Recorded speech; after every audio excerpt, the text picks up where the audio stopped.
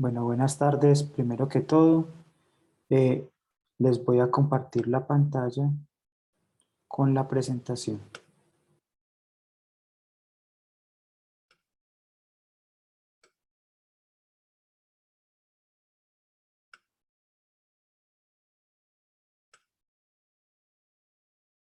Entonces, bueno, no hay, por favor me dicen si están viendo la presentación.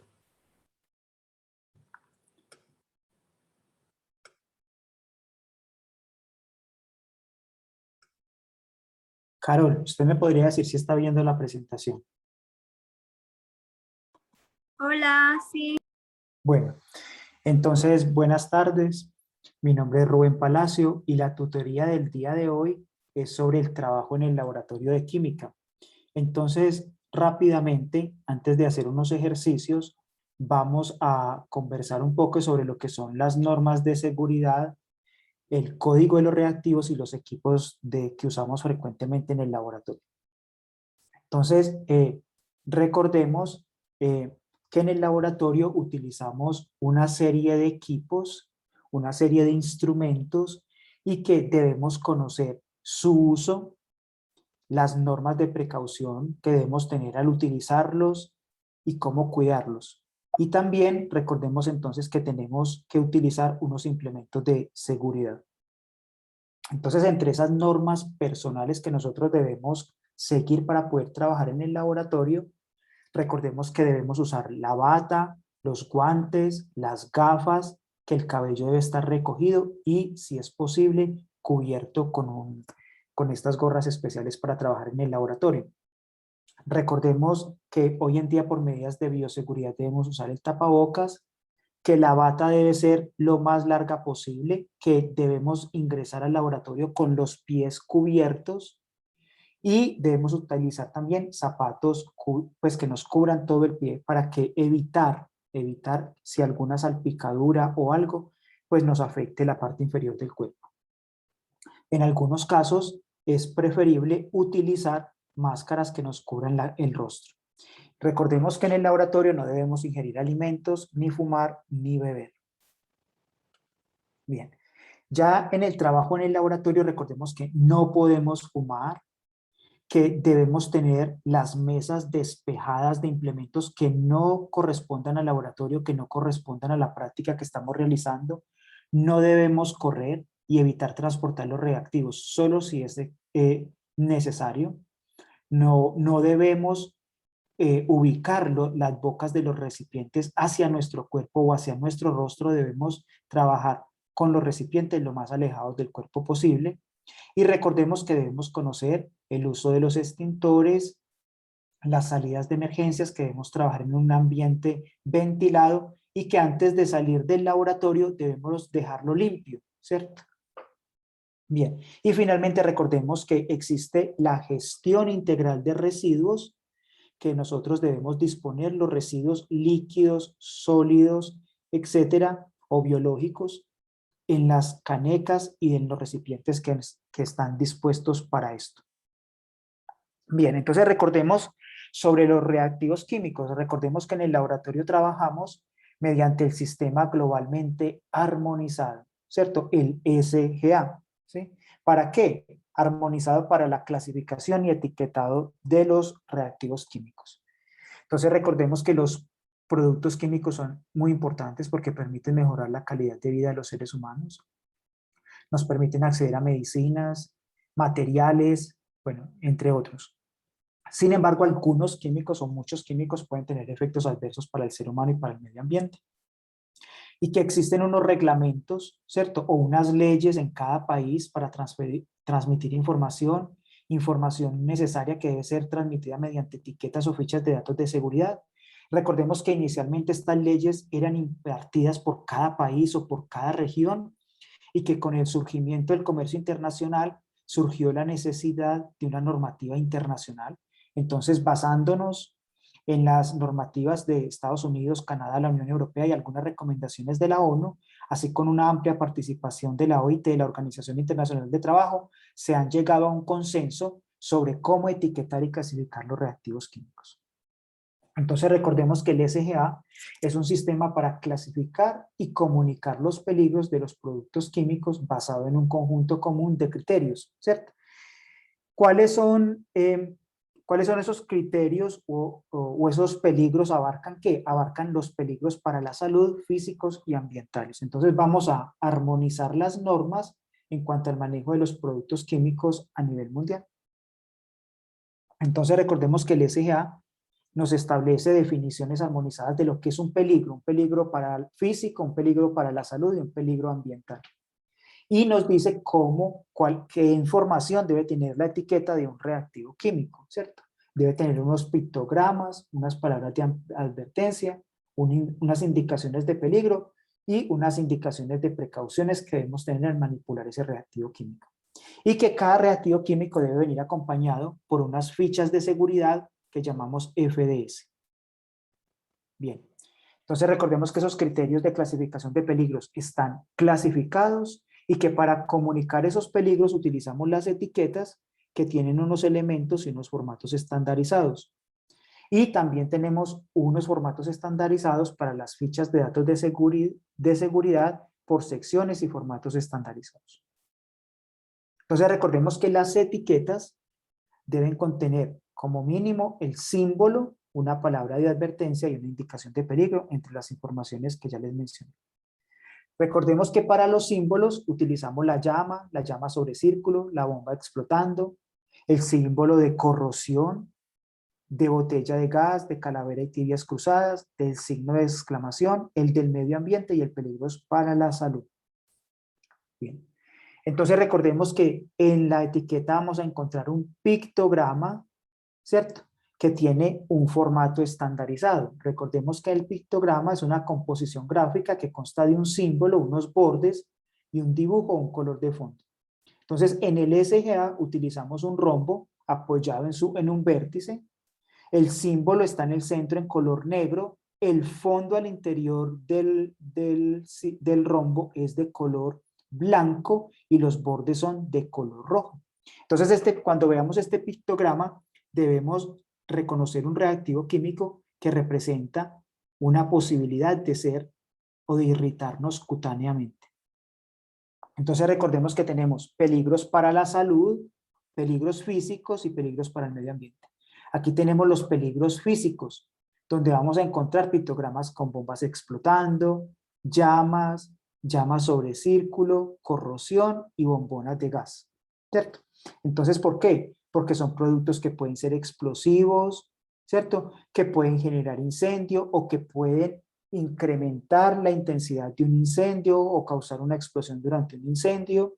Productos químicos que son corrosivos y pueden atacar superficies, metales, o cuando tenemos reactivos químicos que son gases y que están en botellas a alta presión, ¿cierto? Y que puede ser peligroso si están al lado de una fuente de calor, por ejemplo.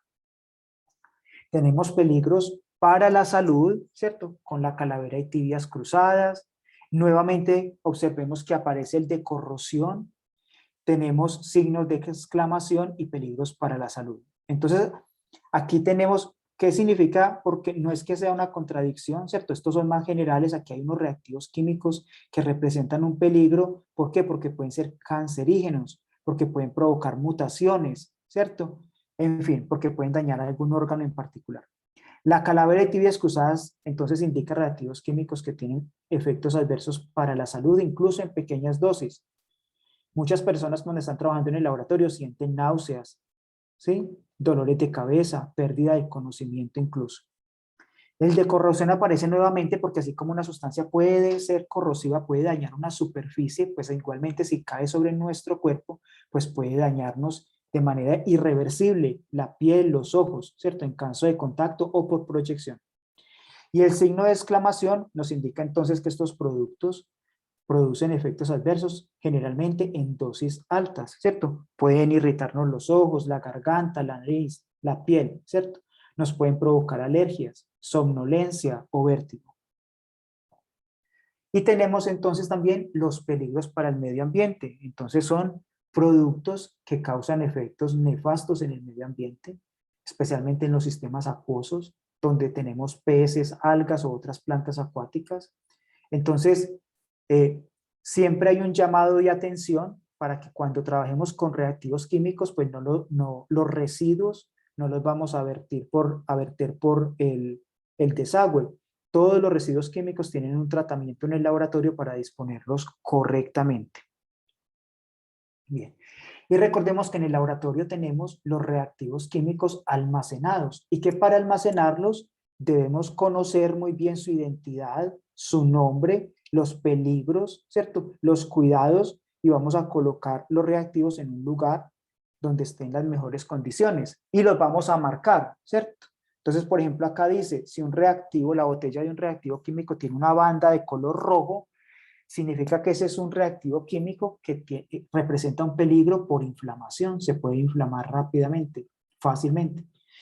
Si es una banda roja, con líneas rojas y de fondo blanco, entonces quiere decir que son sustancias térmicamente inestables que pueden experimentar descomposición térmica. Entonces yo sé que esas sustancias las debo almacenar en un lugar donde no se aumente de manera descontrolada la temperatura, ¿sí? Sustancias reactivas con el agua, por ejemplo, el sodio metálico, ¿cierto? El sodio metálico y los metales del grupo 1, cuando están en su estado metálico, ellos reaccionan violentamente con el agua y pueden causar una explosión. Entonces, están marcados con una cinta de color gris, morado claro. Los que tienen una cinta amarilla, para representar que son gases o sólidos y líquidos que son comburentes.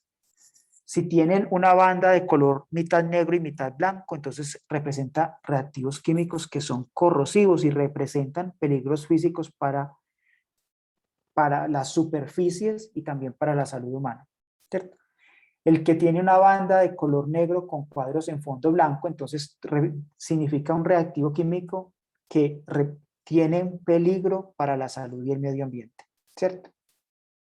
Y las sustancias de color verde que tienen una banda de color verde son sustancias que suponen un peligro moderado para la salud humana. Mire que en ninguna parte dice que no representa un peligro para la salud humana. Recordemos que todo exceso puede causar un problema en nuestra salud, en una superficie o en el medio ambiente, ¿sí? Entonces, lo que nosotros debemos hacer es no tener miedo de los reactivos químicos porque son más que necesarios para la vida, para la calidad de vida, para nuestros trabajos, todo, pero sí tener precaución como los usamos, ¿cierto? Entonces, aquí está, por ejemplo, peligros para la salud.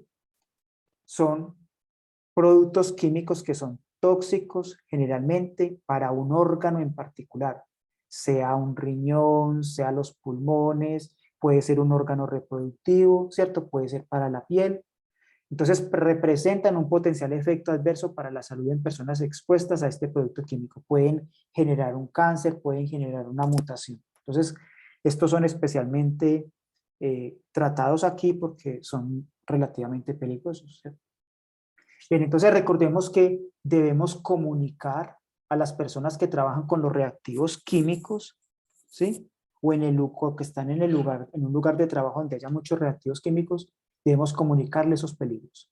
Entonces, cada reactivo químico va a tener una etiqueta y en esa etiqueta debe aparecer como mínimo la identificación del producto, el nombre, ¿cierto?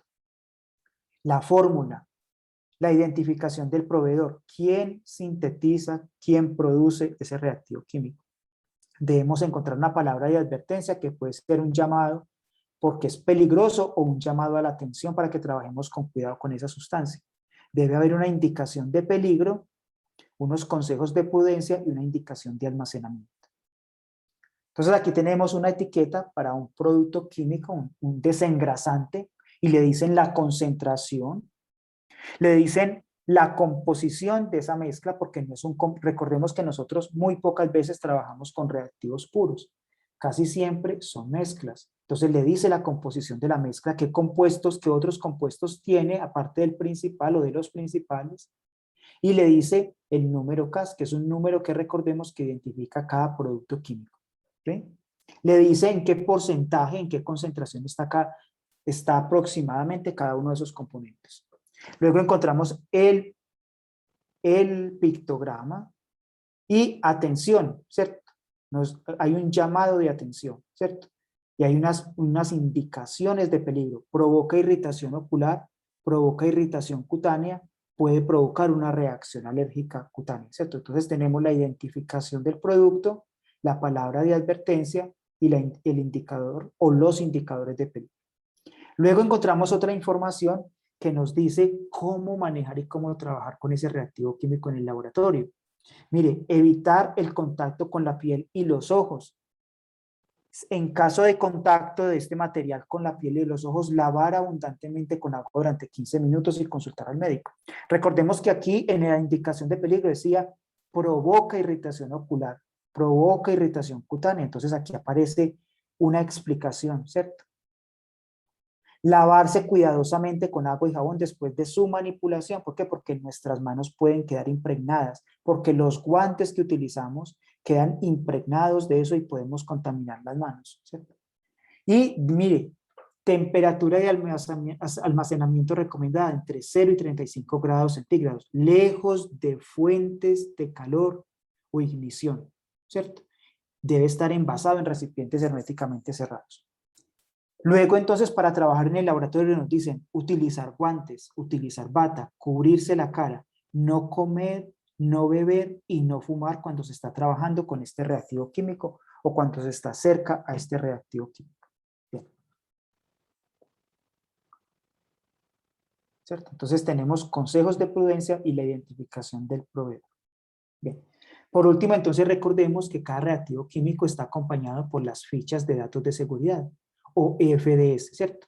¿Qué vamos a encontrar en esas fichas de datos de seguridad? Información muy detallada sobre la sustancia. ¿Para qué? Para tener un mayor control y una reglamentación. Entonces recordemos que en las fichas de datos de seguridad vamos a encontrar información como la identificación del producto, ¿cierto? El nombre, la fórmula, identificación del peligro o los peligros, la composición o la información sobre los componentes de ese frasco, de ese recipiente que estamos recibiendo. Vamos a encontrar indicaciones para los primeros auxilios que se le debe dar a una persona en caso tal de un accidente o un contacto descontrolado con esa sustancia. ¿Qué sucede si esa sustancia está en un lugar donde se presenta un incendio? ¿Qué medidas deben tomarse en caso de que se nos quiebre, de que ocurra un accidente y se vierta la sustancia? Si se quiebra el frasco, si se nos derrama, se nos quiebra un recipiente que contiene esa sustancia química. ¿Cómo debemos manipularlo y almacenarlo? ¿Cuáles son los controles a la exposición y a la protección, y a la protección personal? Es decir, ¿qué tanto podemos estar expuestos? ¿Cierto? O si no podemos estar expuestos, entonces trabajar, por ejemplo, en una campana. ¿Qué implementos de seguridad personal debemos utilizar? ¿Cuáles son las propiedades físicas y químicas de esa sustancia, su estabilidad y reactividad? ¿Cuál es la información toxicológica y ecotoxicológica? ¿Sí? ¿Cuál es la información relativa a la eliminación de los productos? Porque recordemos que nosotros usamos las sustancias químicas para unas reacciones donde se generan otros productos y luego hay que eliminarlos. O el exceso que ya no utilizamos del reactivo químico lo debemos disponer correctamente. ¿Cómo debemos transportarla? Recordemos que los reactivos químicos se producen en un lugar y se venden en otro, entonces hay que transportarlos. Si se puede transportar por avión, por tierra, en tren, o bueno, en barco, todo lo que sea. Y para cada medio de transporte, ¿qué cuidados se deben tener? ¿Cuál es la reglamentación que existe sobre esa sustancia? Recordemos que las sustancias químicas tienen una reglamentación, ¿cierto? Algunas son restringidas para la venta. ¿Por qué? Porque son muy peligrosas, porque representan un riesgo, entonces hay que justificar por qué se va a utilizar esa sustancia química. Y otras informaciones que el fabricante considere que son importantes para la persona que va a manipular esa sustancia química. Entonces, cada vez que estemos en presencia de un reactivo químico, debemos revisar su ficha de datos de seguridad. Bien. Entonces, recordemos que esta información, pues la podemos encontrar en la ONU, ¿cierto? O también está regulada en Colombia mediante un decreto, entre otros. Vamos entonces, luego de este pequeño repaso, vamos a trabajar en un ejercicio o en unos ejercicios Y el primero de ellos, entonces, nos dice que en un colegio de secundaria se debe realizar una práctica de laboratorio en la síntesis de un compuesto que requiere el uso de un sistema de reflujo a 110 grados centígrados. ¿Sí? Para ingresar al laboratorio y realizar la práctica, entonces los estudiantes reciben una charla de seguridad en el laboratorio y en el manejo de los reactivos químicos, y que al respecto luego se va a evaluar a los estudiantes para determinar el nivel de conocimiento frente a los requerimientos para trabajar en el laboratorio, indagándolos sobre cómo debe ser el trabajo de acuerdo a la información que está aquí, ¿cierto? Trabajo en equipo individual, control de los equipos y reactivos y las normas de seguridad. ¿Sí? Entonces vamos, mientras que leen o copian el ejercicio y reflexionan un poco sobre él, vamos a dar 5 minutos para que piensen cómo se puede resolver. Recuerden que en esta sesión, en estas charlas que les estamos dando este mes, los ejercicios son de respuesta abierta, ¿cierto? No es seleccionar la respuesta, sino hay que dar la respuesta y justificarla. Entonces, estamos trabajando sobre preguntas de respuesta abierta.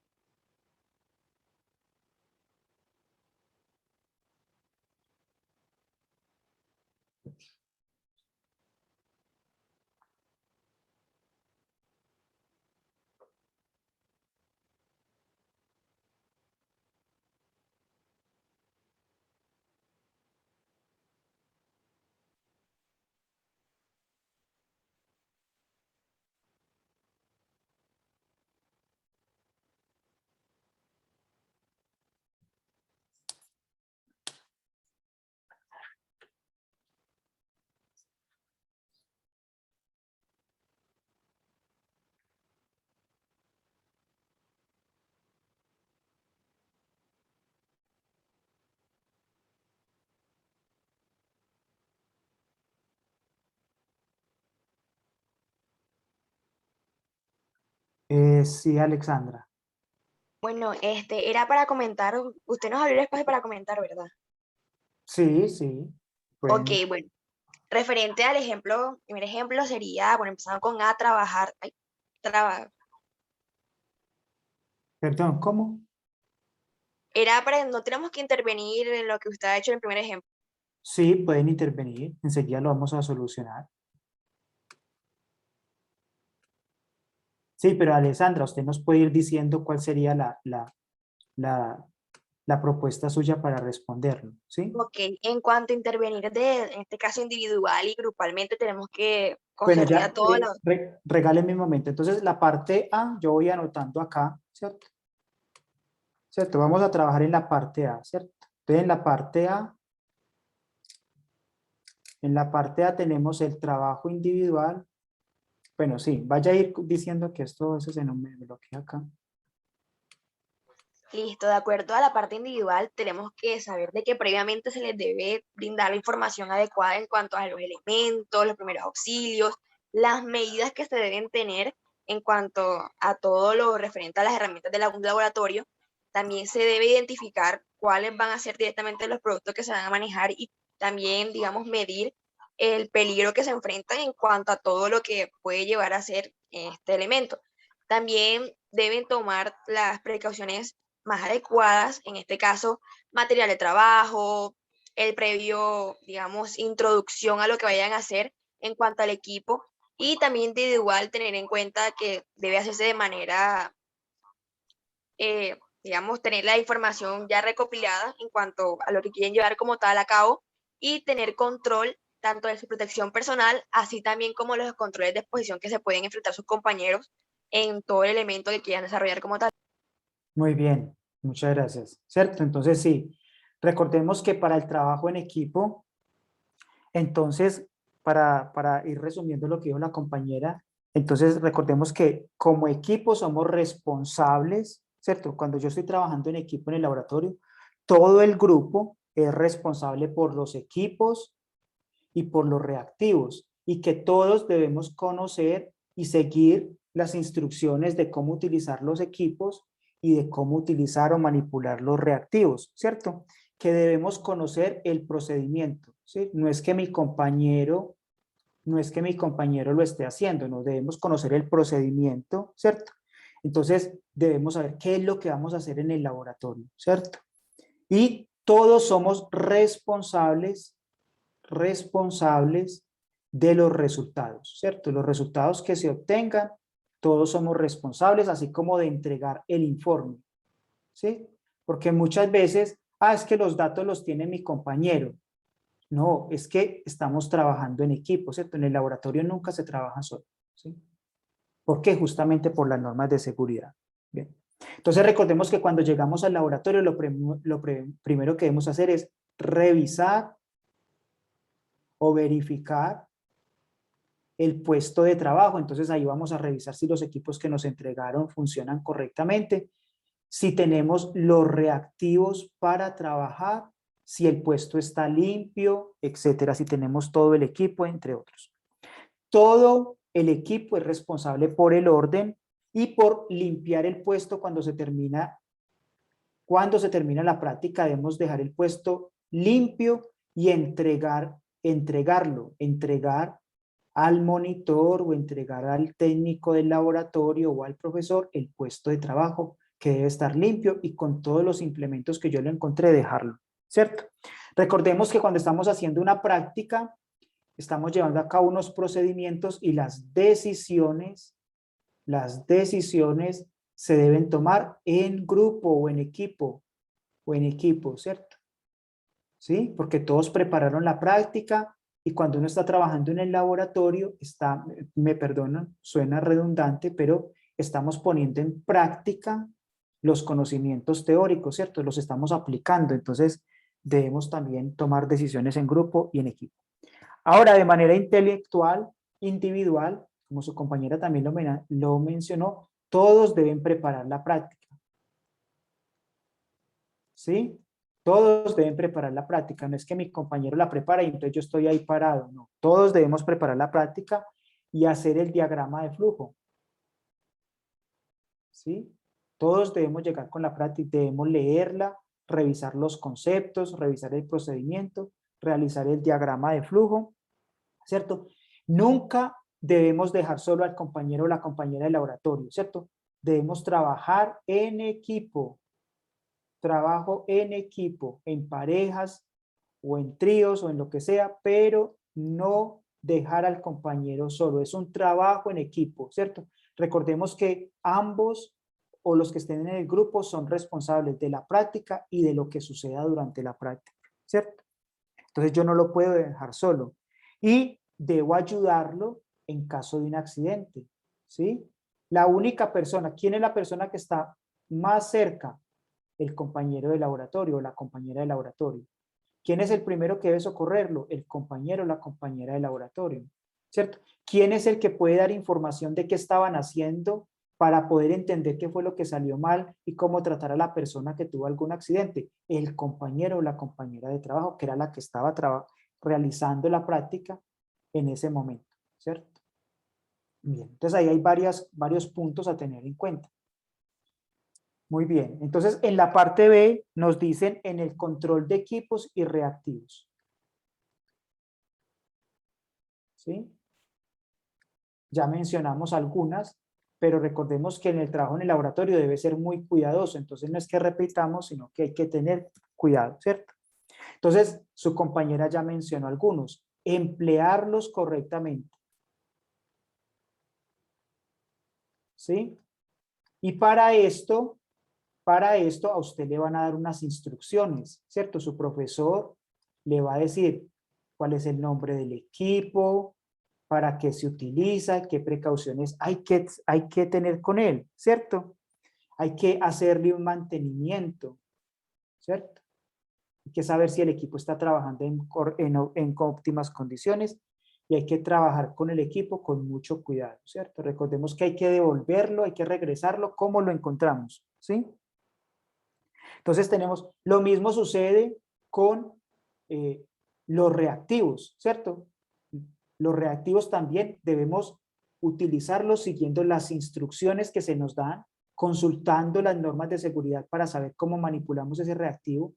Debemos tratarlo, manipularlo con mucho cuidado y en el caso de los reactivos, entonces tenemos que tener presente cómo vamos a disponer los residuos, ¿cierto? ¿Cómo vamos a disponer? Siempre nos dicen dónde van los residuos de la práctica, los residuos de los compuestos químicos que no utilizamos, ¿cierto? Debemos seguir las normas de seguridad, ¿cierto? Las normas de seguridad, ¿cierto? Todos los equipos también tienen unas normas de seguridad y los reactivos tienen unas normas de seguridad. Bien. Ahora ya entonces sí, hablemos de normas específicas de seguridad que debemos tener. Normas de seguridad. A ver, ¿cómo sería el trabajo nuestro? ¿Sí?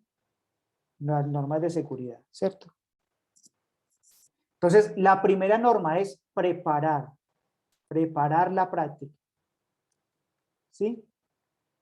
Si uno sabe lo que va a hacer, ya está preparado para evitar accidentes o errores, ¿cierto? Preparar la práctica, ¿cierto? Seguir las instrucciones, ¿sí? Las instrucciones que nos den para llevar a cabo la práctica, para trabajar en el laboratorio, para manipular los equipos, para manipular los reactivos, ¿cierto? Debemos seguir todas las normas de trabajo en el laboratorio. Normas de trabajo en el laboratorio. ¿Sí? En el laboratorio. Entonces ya sabemos, ¿sí? Necesitamos una bata. Necesitamos guantes. Necesitamos, ¿qué más? Necesitamos tener el cabello recogido, ¿cierto? Entonces recordemos el cabello recogido, ¿sí? No, ¿qué no podemos hacer? No podemos comer, no podemos beber, no masticar chicle, ¿sí? No masticar el chicle, ¿sí? No debemos estar masticando chicle. No comer, no beber, ¿cierto? No podemos fumar, ¿sí? No podemos fumar. Bueno, no debemos utilizar lentes oscuros ni gorras, ¿cierto? ¿Por qué? Porque no tenemos una buena, una visión, nos pueden impedir una correcta visión de lo que está sucediendo en el laboratorio, ¿cierto?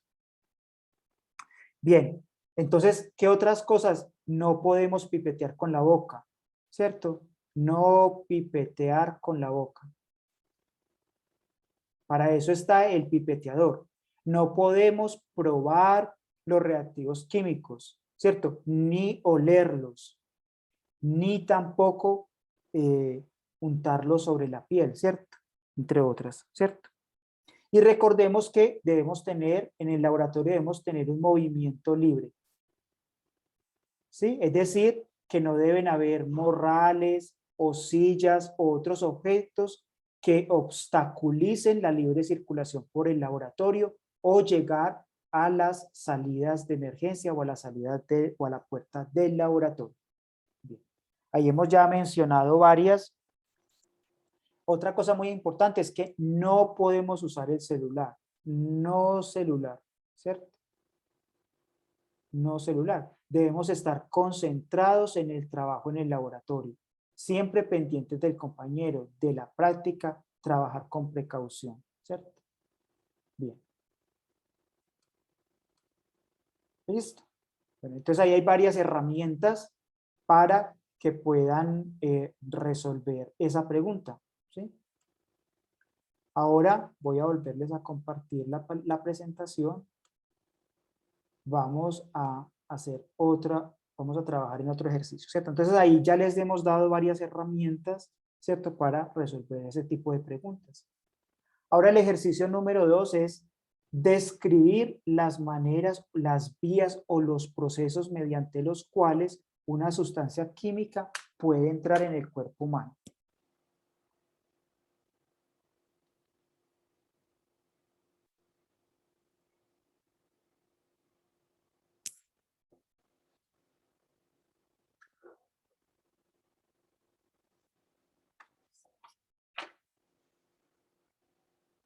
Sí, Alexandra. Ok, las sustancias químicas pueden entrar a nuestro cuerpo humano, digamos, de aspirar por mucho tiempo el producto químico, también ya sea por tacto, o digamos, estar expuestos por mucho tiempo al producto y esto ya, digamos, desencadenará ciertas enfermedades correspondientes a la zona, en este caso al órgano que se ve afectado directamente por este, digamos, contacto directo que tengamos con un producto químico. Muy bien, muy bien. ¿Alguien más tiene alguna opinión sobre esto?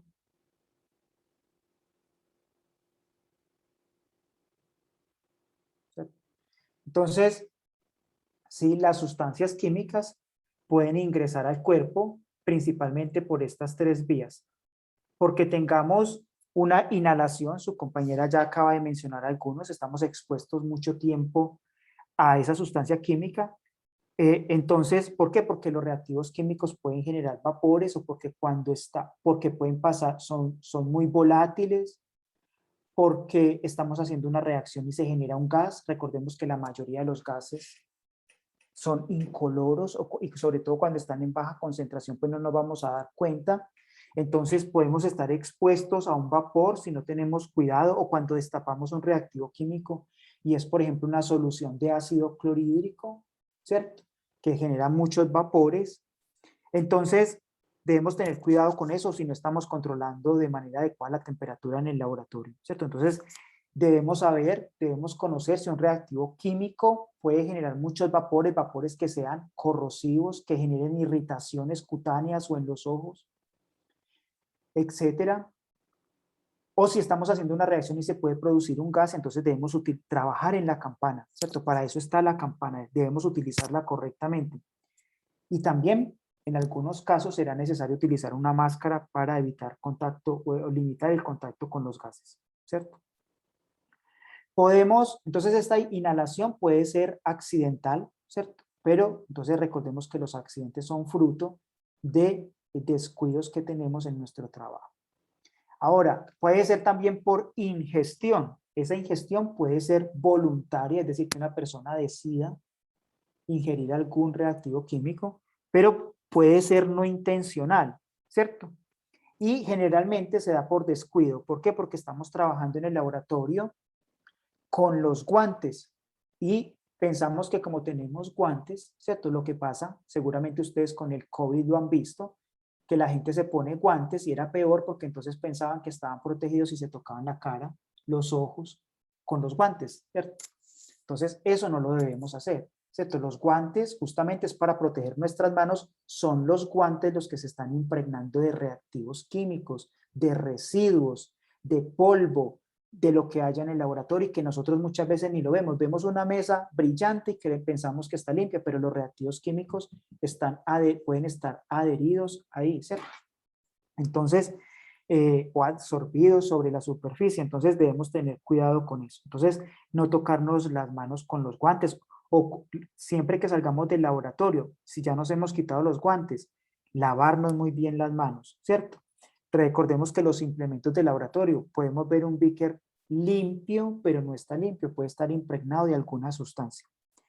Entonces, si salimos del laboratorio sin lavarnos las manos, luego nos tocamos los ojos, nos metemos algo a la boca, se tocan el cabello, se tocan la piel y entonces les aparecen manchas, etcétera, ¿cierto?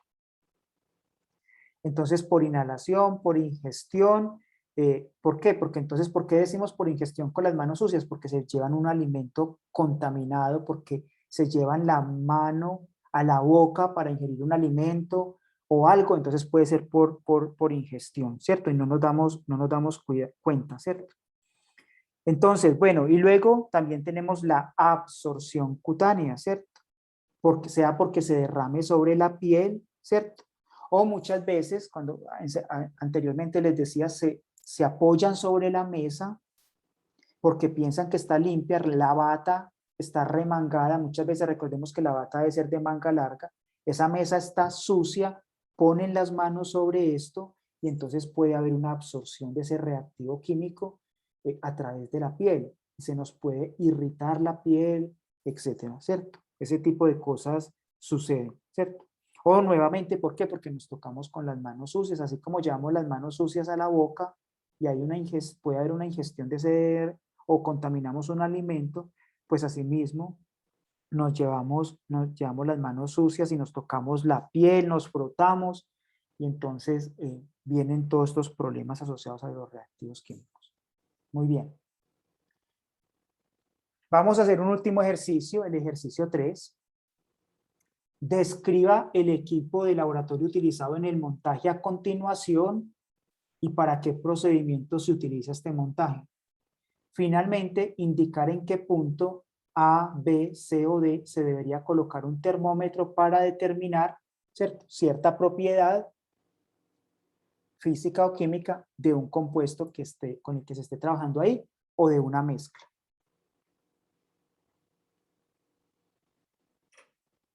Entonces, bueno, la imagen quedó un poco, no está muy nítida, pero bueno, se entiende cuál es el montaje, cuáles son las partes que lo componen y cuáles son los puntos A, C, B y D.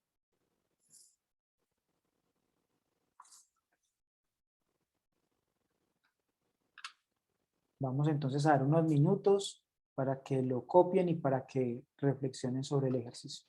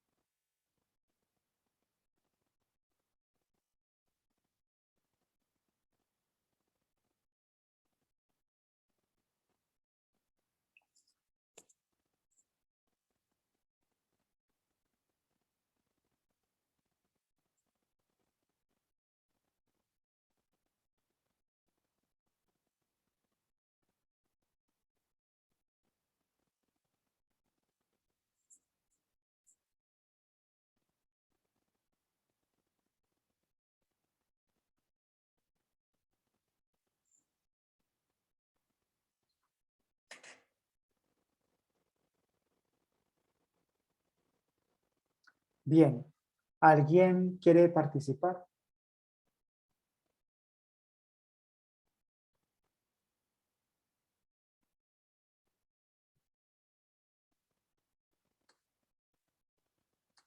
¿Alguien quiere participar? Proponer alguna respuesta para esa pregunta. ¿No? Alexandra.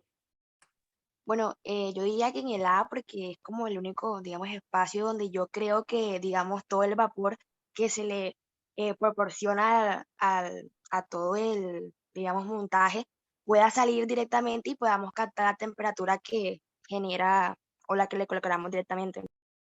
Mm, muy bien, ¿cierto?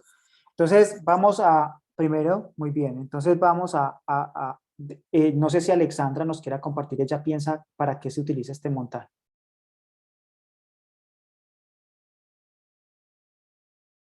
Para diluir alguna sustancia. No. ¿Alguien más quiere participar? No. Bueno, entonces aquí tenemos un montaje, ¿cierto?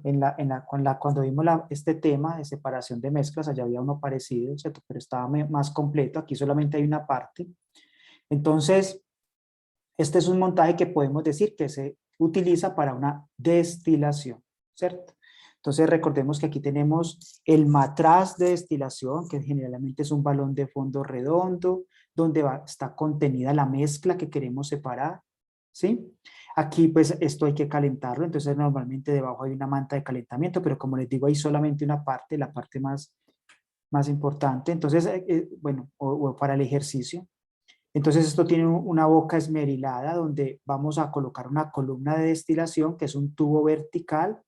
Recordemos que hay simple y fraccionada, aquí nos están mostrando una simple y tiene un desprendimiento. Entonces recordemos que nosotros calentamos la mezcla que queremos separar, donde hay un compuesto que queremos separar o varios, que los separamos en función del punto de ebullición, como decía la compañera.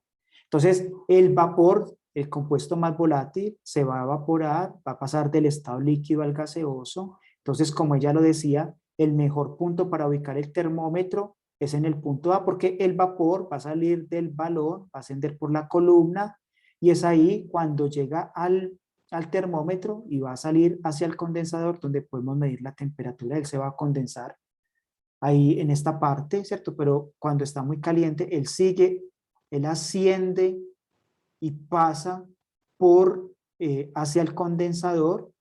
Aquí tenemos un condensador. Recordemos que el condensador es un tubo de doble pared y entre las dos paredes circula agua, ¿cierto?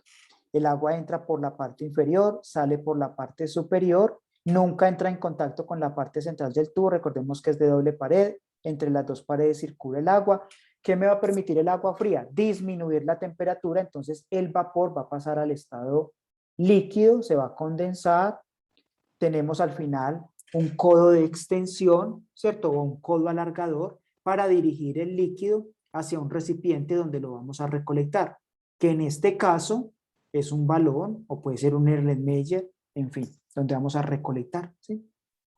Entonces, ¿qué propiedad podemos determinar aquí? O sea, ¿qué estamos midiendo acá? El punto o la temperatura, el punto de ebullición o la temperatura a la cual el compuesto se ha evaporado, está pasando del estado líquido al estado gaseoso, ¿sí?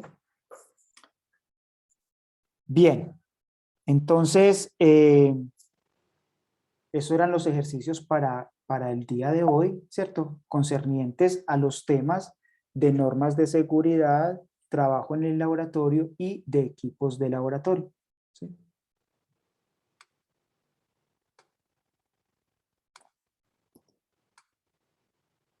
Bien, ¿alguna pregunta? ¿Comentario? ¿No? Bueno, entonces muchas gracias por la asistencia y nos vemos la próxima semana en las otras asesorías.